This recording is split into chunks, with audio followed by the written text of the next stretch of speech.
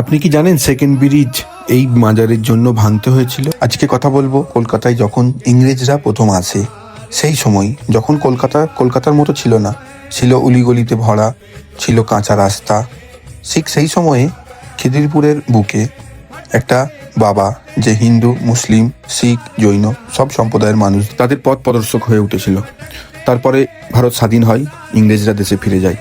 ঠিক কিছু বছর পর আবারও পরিকল্পনা চালু হয়, সেকেন্ড ওভারব্রিজ অর্থাৎ বিদ্যাসাগর সেতু তৈরি হয়। বিগ স্যালুট, এখনো যারা ফলো করেনি অবশ্যই ফলো করে পাশে থাকবেন। ইংরেজদের ইঞ্জিনিয়ার সাহেব আসেন এবং পরিকল্পনা চালু হয়, ম্যাপ চালু হয়, সেই হিসাবে কাজ চালু হয়।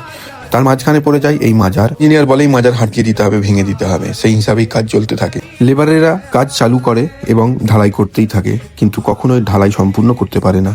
পরে রাত্রে একই স্বপ্ন দেখে সবাই, ইঞ্জিনিয়ারও দেখে। সবাইকে নাকি একই স্বপ্ন দেখায়, একজন সাদা কাপড় পরে, যে আমার জায়গা ছেড়ে দাও, আমার জায়গা ছেড়ে দাও। অগত্যা আবার পরিকল্পনা চেঞ্জ করতে হলো, তারপরে বাঁদিক দিয়ে করতে হলো। আপনারা দেখতেই পাচ্ছেন মাজারের পিছন দিক থেকে ব্রিজ আছে। আসলে এই জায়গাটা ছিল একটা আবেগে ভরা সম্পূর্ণ জায়গা, বিশ্বাসে ভরা সম্পূর্ণ জায়গা। কারা কারা এসেছেন এই মাজারে অবশ্যই জানাবেন। আজকে কথা বললাম সৈয়দ আলী শাহ বাবার মাজার, খিদিরপুর, কলকাতা।